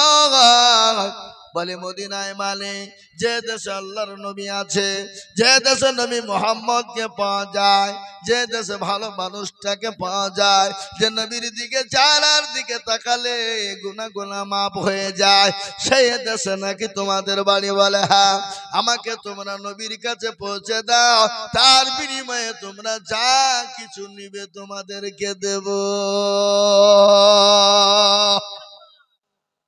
যা কিছু নিবা তার বিনিময়ে তোমাদেরকে দাও। সেই মদিনার মানুষ তারা কিন্তু নবীর দুশমন ছিল, দুশমন। তারা চিটার টাইপের লোক ছিল। বলে হারে মুহাম্মদের কাছে যাবি, তোর এত বড় সাহস, তোকে যেতে দিচ্ছি, দাঁড়া, তোকে বিক্রি করে দেব, তুই চ। কিন্তু সালমানে ফারিস আইছিল, যাও যাও যাও যাও, বাধা দেবো না, ও আটকে নিয়ে যাবে না। এই মুসলমান দরদি, আমি তো মনে মনে কিছু পালালি হয় নাকি? এই মুসলমান দরদি শুনেলেন ভালো করে, হযরত সালমানে ফারিসকে বিক্রি করে দেওয়া হলো। মদিনার মানুষেরা নিয়ে গিয়ে বিক্রি করে দেওয়া হলো। বিরাট জীবনে বড় কষ্ট। সালমানে ফারিস কিন্তু নবীর কাছে পৌঁছানেই চাই। মরুভূমি প্রান্তর দিয়ে এলেন, মরুভূমি পার হয়ে এলেন, মদিনায় তাকে বিক্রি করে দেওয়া হলো। হযরত সালমানে ফারিস এত লম্বা চওড়া সুন্দর ছেলে, অতীব সুন্দর দেখতে, চেহারাবান, লম্বা চওড়া। হযরত সালমানকে বিক্রি করে দেওয়া হলো। তিনি বললেন, মদিনার মানুষ, তোমাদেরকে ভালোবেসে মহব্বত করে নবীর সঙ্গে নবীর কাছে যাওয়ার জন্য বলেছিলাম, আজকে তোমরা আমাকে খেতে দাওনি, গোটা রাস্তায় কষ্ট দিতে দিতে এনেছো, তারপরে আমার কাছে যা ছিল তোমরা কেড়ে নিয়েছো, তারপরে আমাকে নবীর কাছে তোমরা যেতে দিলে না, তোমরা আমাকে বিক্রি করে দিলে। হযরত সালমানে ফারিসকে বিক্রি করা হলো। সালমানে ফারিস তিনি ভালো মানুষ, কাজ করতে শুরু করলেন। যে মালিকের কাছে বিক্রি করা হলো, সে মালিকের খেজুর গাছের বাগান জোগাইতে শুরু করে দিল।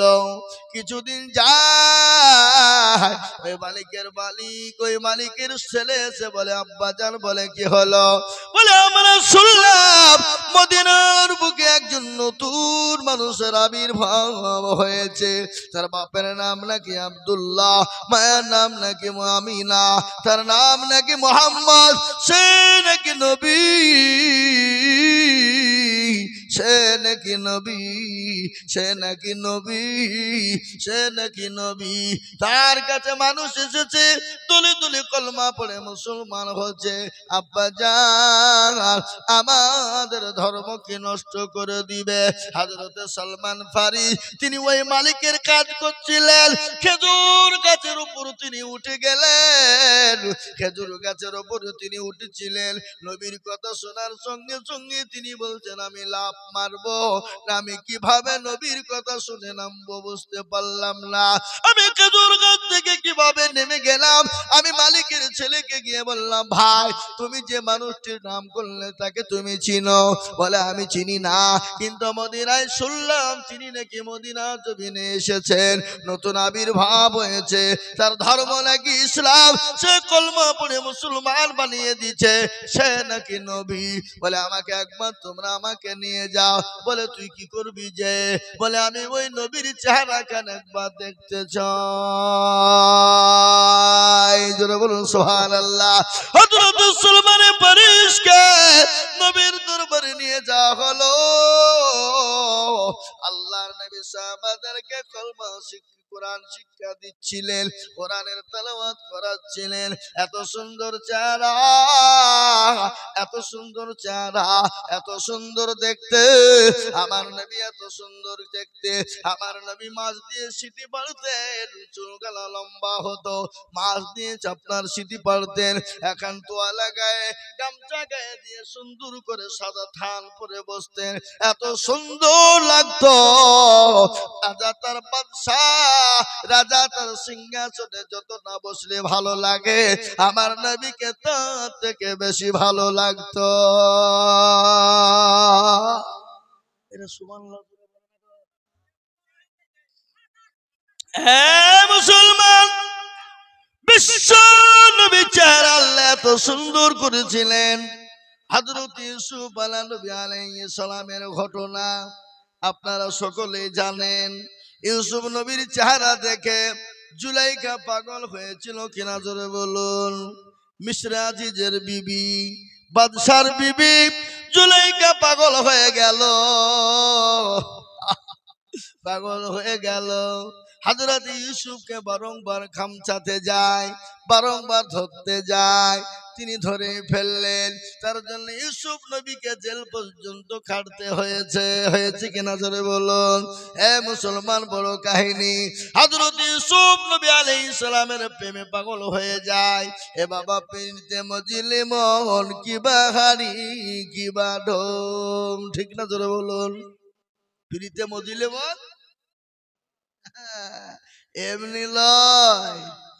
বাবা, হযরত ইউসুফ নবী আলাইহিস সালামকে পাগলের জন্য পাগলের মতো ভালোবাসতে লাগলেন।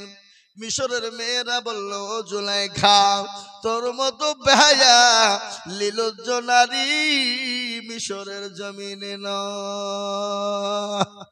বলে কেন গো? বলে তোর বাড়ির গোলাম, আজকে গোলামকে দেখে তুই পাগল হয়ে গেলি।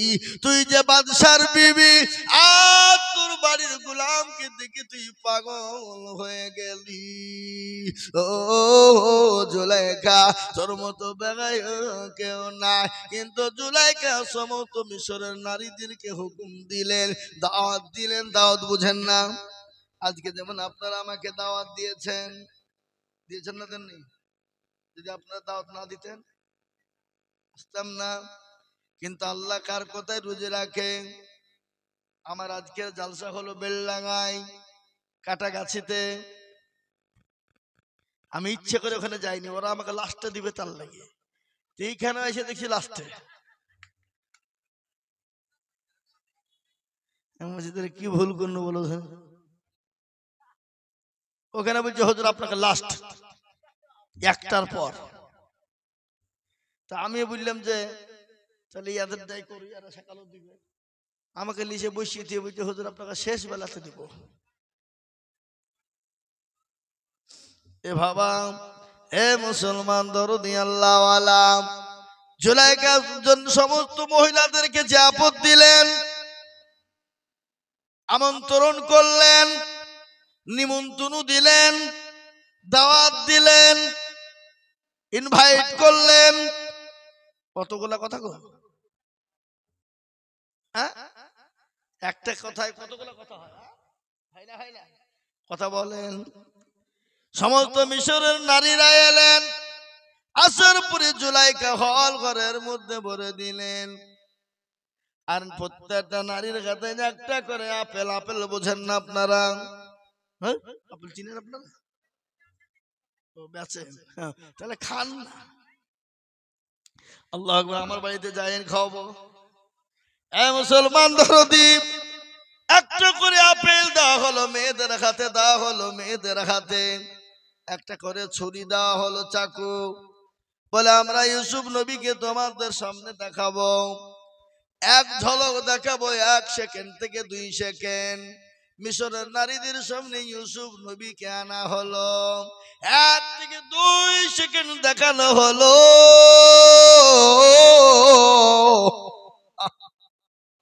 মিশরের নারীরা ইউসুফ নবীর চেহারা থেকে পাগল হয়ে গেল।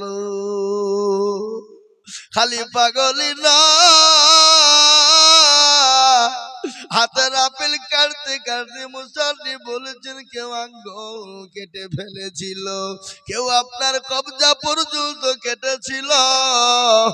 ইউসুফ নবীর চেহারা দেখে যদি তারা হাত কেটে ফেলে, আঙ্গুল কেটে ফেলে, আমার নবীকে যদি তারা দেখতো, তারা তাদের কলিজা পর্যন্ত কেটে ফেলতো। ও মুসলমান গো, আল্লাহ নবীর বিবি আয়েশা আল্লাহ নবীর চেহারা দিকে তাকায়, আর একবার করে চন্দ্রের দিকে তাকায়। নবী বলেন, আয়েশা তুমি আমার চেহারার দিকে তাকাও, আবার চন্দ্রের দিকে তুমি তাকাও, কি ব্যাপার বলো? বলে, নবী গো, আমি চেহারার দিকে আপনার তাকাই এবং চন্দ্রের দিকে তাকাই, আমি দেখলাম চন্দ্রের দিকে নক্ষত্র আপনার চেহারার ভিতরে বেশি।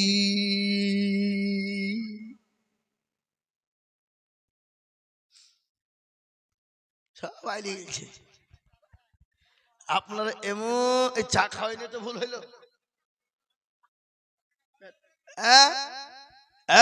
মুসলমান, এত সুন্দর কথা হয়েছে বা গজব।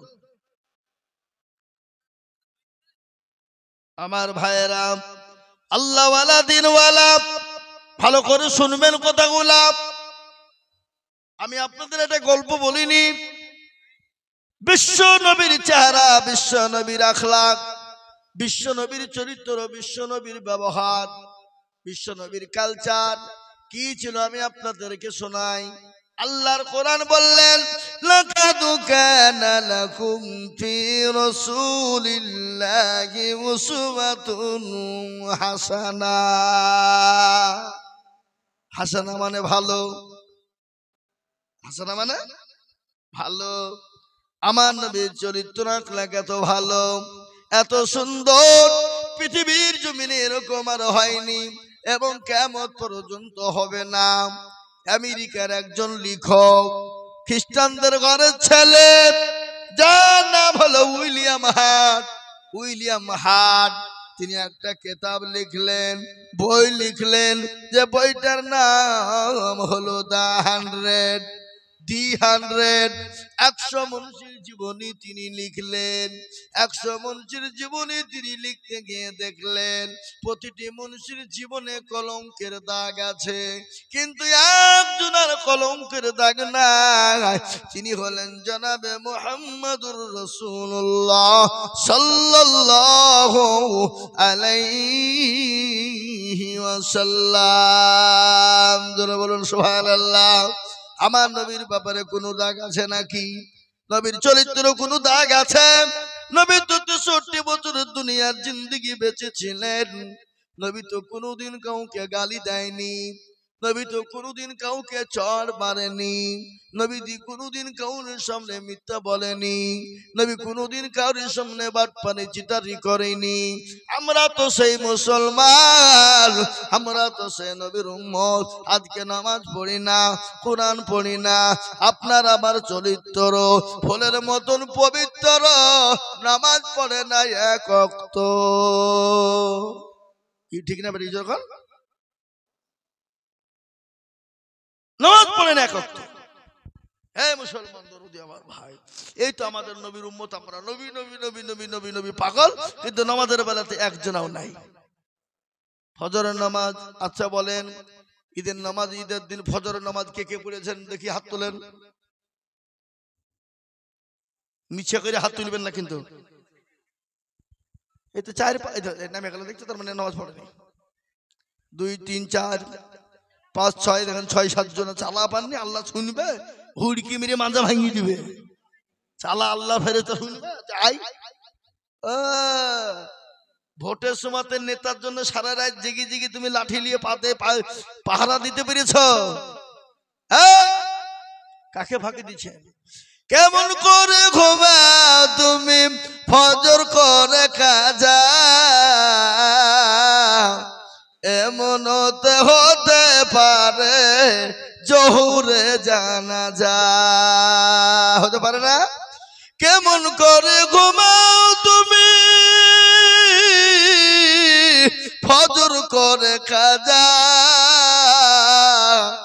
এমন তো হতে পারে জোহরে জানাজা মুসলিম হয় না জন্ম নিলে মুসলমানের ঘরে কাফের মুশরিক পার্থক্য হয় সালাতের উপরে ও মানুষ কাফের মুসলিম পার্থক্য হয় নামাজের মাধ্যমে কেমন করে ঘুমাও তুমি ফজর করে কাজা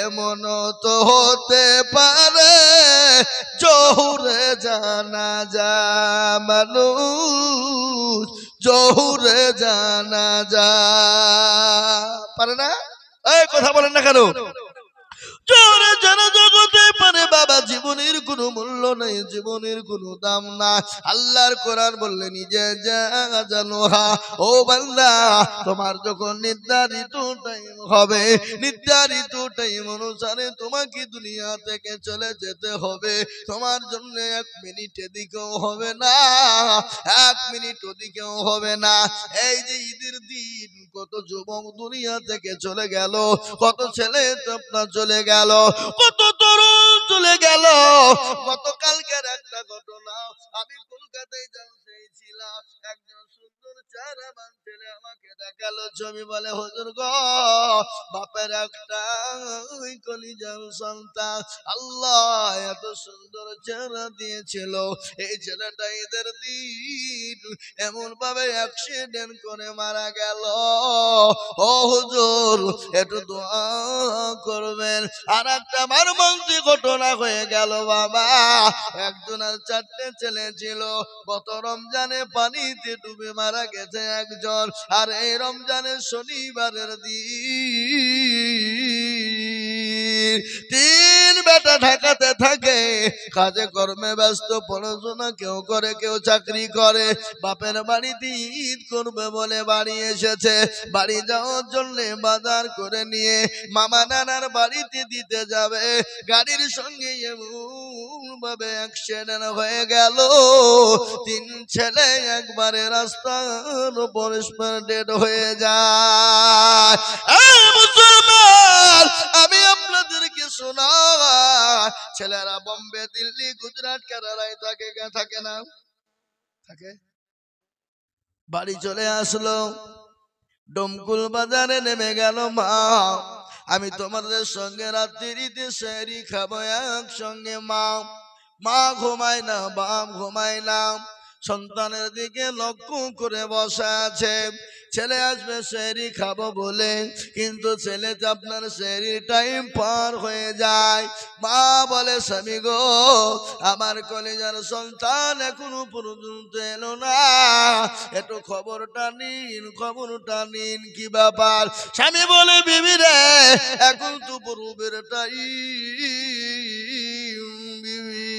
ভিড় হতে পারে বাজারে লেট হয়েছে তো কি হয়েছে থামো ও মুসলমান ফজরের পার হয়ে গেল কোনো টাইম কেউ কোনো এলো না তারপরে মোবাইলে কিড়িং বেল ফোন দূরে বলে বেটা এত দেরি কেন কোথায় ছিলি বল সঙ্গে সঙ্গে অন্যজন ধরে বলে চাচা কে আপনি এ মোবাইল কার আপনি জানেন বলে হ্যাঁ এটা তো আমার বেটার মোবাইল কিন্তু বাবা তুমি কে আমার বেটার গলার আওয়াজ তো এরকম হতে পারে না বলে চাচা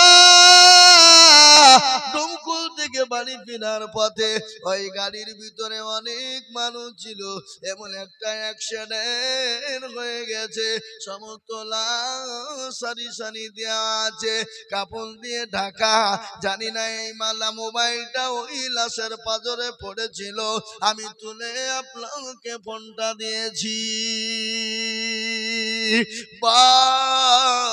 আপনার দৌড়তে দৌড়তে তিনি চলে গেলেন, কাপড় একটা একটা একটা করে উঠাইতে শুরু করে দিলেন। কাপড় উঠানো শুরু হয়ে গেল, লাট ফিনিশিং এ কাপড় তুলতে গিয়ে দেখে আর বেটা না, বেটা বাপের সঙ্গে সেরি খাওয়া হলো না, রোজা করা হলো না, বেটা অ্যাক্সিডেন্ট হয়ে রাস্তায় পড়ে আছে। মা বলে দরদের সুলতান, ও কলেজের টুকরা বেটা রে, আজকে 5 বছর হয়ে গেল, আজকে বাড়িতে নাই। ও বেটা, আমি তোর জন্য বিছানা গুছিয়ে রেখেছি, আমার মেয়েকে বলেছি বিটি সুন্দর করে ফুলের তোড়া টাঙান, আমার কলিজার সন্তানটাকে আমি আজকে ফুল দিয়ে বরণ করব। ও বেটা, তুই আলি আলি এমন গাড়িতে আলি, ও বেটা আমি তোর দিকে আর কি করে তাকিয়ে কান্না করব, আমি তোকে কি বলে আমি ডাকবো বেটা? মা হাও মাও করে কাঁদতে কাঁদতে পাগল হয়ে গেল। আমি আপনাদেরকে বলি, ও আমনাবাদের মুসলমানেরা, যেই হন যেমনই হন, যে রকমই হন যাই হন না কেন, কায়দা কৌশল যাই করুন না কেন, আল্লাহর ডাকে সাড়াও দিতে হবে।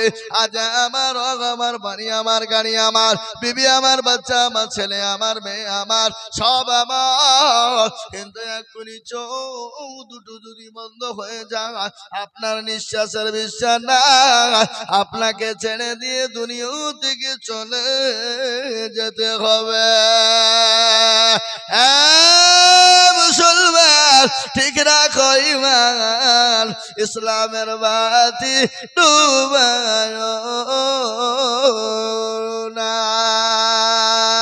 ইসলামের বাতি ডুবিয়ে দিলে হবে না। তাই আমি আপনাদেরকে বলি বাবা, আল্লাহ ওয়ালা দিন ওয়ালারা, ইমান ওয়ালা কলমা ওয়ালারা, আমরা যেই হয়ে যেমনই হোক, হাত থেকে নিয়াত করবো 5 ওয়াক্ত নামাজ জীবনে ছেড়ে দিব না। বলুন ইনশাআল্লাহ। 5 ওয়াক্ত নামাজ আমরা জীবনে পড়বো, যেখানে টাইম হবে, সময় হবে, টাইম বাই টাইম। কি আপনারা হাসছেন কেন?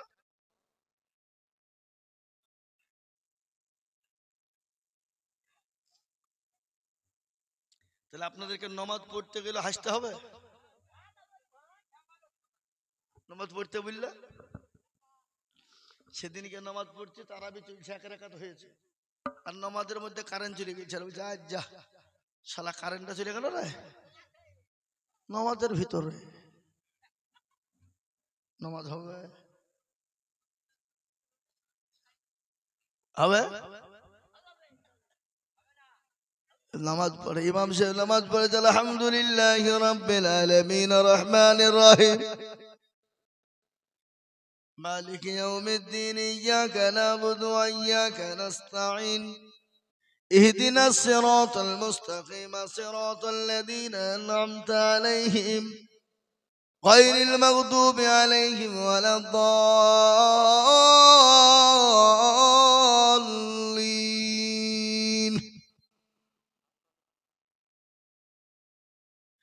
সুন্দর করে নামাজ পড়ায়, 3 রাকাত আসসালামু আলাইকুম আসসালামু আলাইকুম। লোকে বলছে হুজুর 3 রাকাত পড়ালো না 4 রাকাত পড়ালো রে। কেউ কেউ বলছে না হুজুর 4 রাকাত পড়াইছে, আবার কেউ বলে না না 3 রাকাত পড়াইছে। আর একজন দৌড়তে দৌড়তে এসে বলছে তোরা জানিস না? আমি জানি, হুজুর 3 রাকাতে সালাম ফিরাইছে। বলে তুই কি করে বুঝলি? বলে আমার 4টে মুদিখানা দোকান, আমার 3 রাকাতে 3টে দোয়া আমার হিসাব হয়েছে, এখনো একটা দোকান বাকি। উমার নামাজ পড়তে যায় না, দোকানে হিসাব করতে যায়।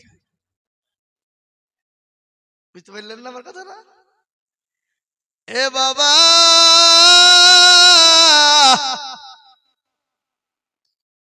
দুনিয়ায় আজ আছি কাল চলে যাব, খবর তো প্রতিদিন ডাকে ডাকে না গো। কবর প্রতিদিন ডাকে, কবর বলে আয় আমি কিড়ামাকুড়ের ঘর, আমি পোকামাকুড়ের ঘর, আমি কাউকে চিনি না, আমি চিনি ইন্নাল্লাযীনা আমানু ওয়া আমিলুস সালিহাত, আমি আমল ভালো যেন চিনি না, আমি ভালো আমল যেন চিনি না।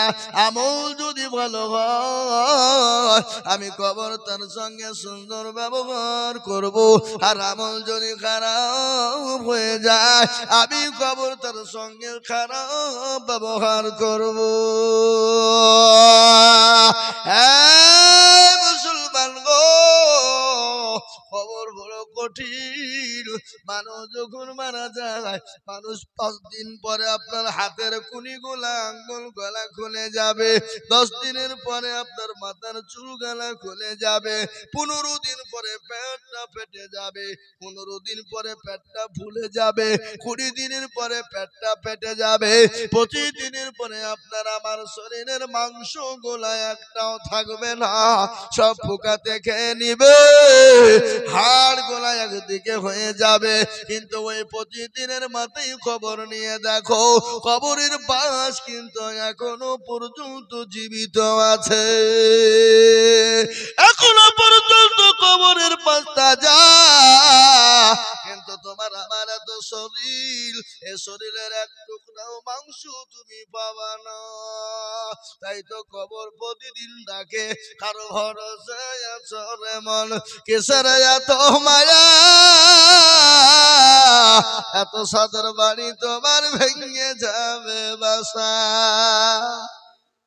ও তোর গনা যৌবন ফুরাইয়া যাবে, যৌবনে লাগবে ভাটি, ওই যে ডাকিতেছে তোমায় কবরের মাটি।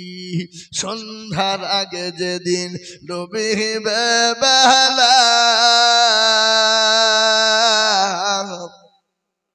সন্ধ্যার আগে যেদিন ডুবিবে বেলা, এক পলকে ভেঙে যাবে তোমায় রঙ্গেরি মেলা।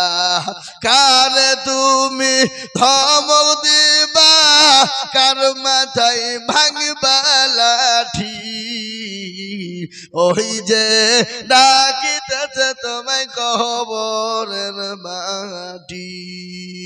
খবর পেয়ে আসবে আত্মীয় স্বজন, তোমার চারি পাশে বৈশা করিবে কান্দু, ও তোমায় সাজায়া দিবে মনের মতো, সাজায়া দিবে মনের মতো, কি সুন্দর পরিপাটি, ওই যে ডাকিতেছে কবরের মাটি। হে মুসলমান, কবর প্রতিদিন ডাকে বাবা। একটা কথা মনে হয়ে গেল, আল্লাহ নবীর কলিজা টুকরা বিবি হযরতে মা খাদিজাতুল কুবরার কথা মনে হয়ে গেল। বিশ্ব নবী একদিন দুদিন 3 দিন পরে বাড়ি গেলেন, দেখছেন মা খাদিজার চোখ দিয়ে পানি ঝরে যায়। নবী বলেন, খাদিজা তুমি কান্না করো কেন? বলে, ও খাদিজা তোমার কাপড় ছিঁড়ে গেছে, শাড়ি ছিঁড়ে গেছে, সেলাই করার মতো কোনো জায়গা নাই, এই জন্য তুমি কান্না করো নাকি? বলে, নবী গো আমি এই জন্য কান্না করি নাই। বলে, কেন করো বলো? বলে, ইয়া রাসূলুল্লাহ আমি কেন কান্না করি আপনি শুনবেন। বলে, খাদিজা রে তোমার বাড়িতে 3 দিন উনুন জ্বলে না। উনুন বুঝেন আপনারা কি? বাহ, এ বাবা, উনুন জ্বলে না খাদিজা, এই জন্য তুমি কান্না করো নাকি? খাদিজা বলেন, নবী গো আমি এর জন্য কোনোদিন কান্না করি না। ওগো নবী, আমি আপনাকে 40 মণ স্বর্ণ আমি ইসলামের জন্য আপনার হাতে তুলে দিয়েছিলাম, আমি কোনোদিন আপনাকে প্রশ্ন করিনি, কোনোদিন আমি আপনাকে জিজ্ঞাসাও করিনি। ওগো নবী, আমার প্রাণের স্বামী, আপনি কোন পথে খরচ করেছেন আমি বলি নাই। আর আমাদের দেশে বিবিদেরকে যদি 10 টাকা ধার দেওয়া হয়, কি এমনি ধার উলিয়ে ভাষা করে ফেলবে, তাও 10 টাকা শোধ হবে না। কি বুঝছে তাড়াতাড়ি বলে? হ্যাঁ, যদি বাই চান্স যদি লক্ষ্মীর ভান্ডারের টাকা 1 মাসের টাকা আপনি বেশি নেন, তো আপনার কানের কুটি আপনার ছিঁড়ে ফেলবে। টাকাটা কখন দেবা কখন দেবা, কিন্তু ও হাজার হাজার টাকা নিয়ে নিয়েছে, ওটা থাকবে। কি বলেন, আছে কিনা? হ্যাঁ, কথা বলেন না এখানে। হ্যাঁ মুসলমান, মা খাদিজা বললেন, নবী গো, আমি কোনদিন আপনাকে জিজ্ঞাসা করিনি নবী গো আমি কেন কান্না করি, আপনি শুনবেন। 1 দিন 2 দিন 3 দিন আমার বাড়িতে খাবার নাই, নুন জলে না, এই জন্য আমি কান্না করি নাই গো নবী। তাহলে কেন কান্না করো তুমি একবারও বলবা? বলে খাদিজা কবর। খাদিজা বললেন, ইয়া রাসূলুল্লাহ, আমি ওই কবরের জন্য কান্না করি গো নবী, যে কবরে কোনো বাতি নাই, যে কবরে কোনো লাইট নাই, যে কবরে কোনো বিছানা নাই, যে কবরে কোনো বালিশ নাই, যে কবরে কোনো বন্ধু নাই, যে কবরে কোনো বান্ধবী নাই। চিৎকার করে গলা ফেটে, চিৎকার করে গলা যদি ফেটে যায়, কেউ একটু যারা পরিমাণ সহযোগিতা করবে না, কেউ একটু দৌড়ে ওই কবরের ভিতরে যাবে না। ও গো নবী, যে কবরে কেউ কে পাওয়া যাবে না, যে কবরের ভিতরে রয়েছে সাপ আর বিচ্ছু, যে কবরের ভিতরে রয়েছে পোকার মাকড়, ও গো নবী আমি ওই কবরের ভিতরে খাদিজা আমি কি করে থাকবো? ওই কবরের কথা শুনে আমার বুকে বড় ভয় হয় গো নবী। আল্লাহর নবী বিশ্ব নবী বললেন, খাদিজা তুমি কান্না করবা না। বলে কেন গো নবী, আমি কেন কান্না করব না? ওগো আমার প্রাণের স্বামী, আপনি বলুন কেন কান্না করব না? ওগো হাবিবাল্লাহ,